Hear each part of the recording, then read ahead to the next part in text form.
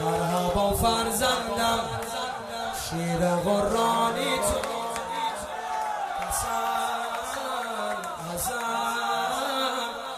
مرحبا فرزندم تیغ قرآنی تو حسن حسن. مرحبا فرزندم سرفرازم کردی حسن حسن.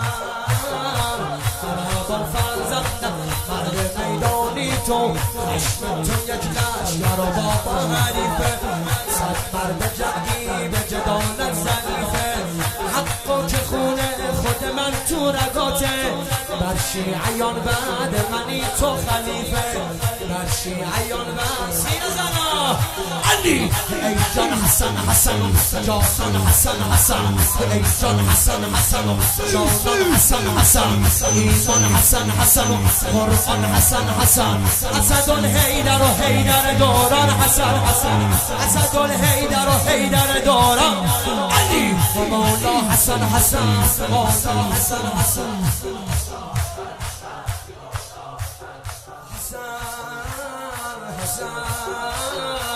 مرحبا فرزندم جان به شمشیر تو حسن. مرحبا فرزندم جان به تکبیر تو حسن.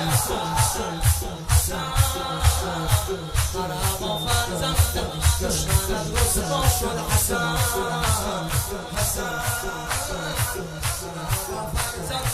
جان به تدبیر تو دشمن به قتل من حیدر حریصه. سپاه شد غیر سپاه دسیسه.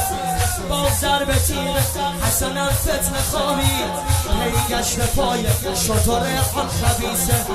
هی گشت پای شطور آن علی. محشر حسن حسن و لشکر حسن حسن. رهبر حسن حسن و برتر حسن حسن.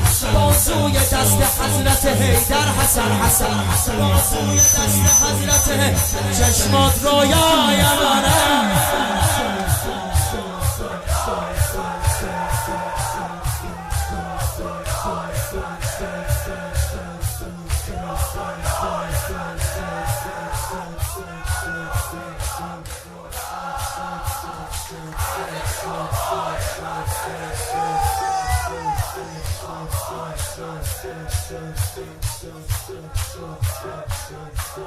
ماجرای غدیران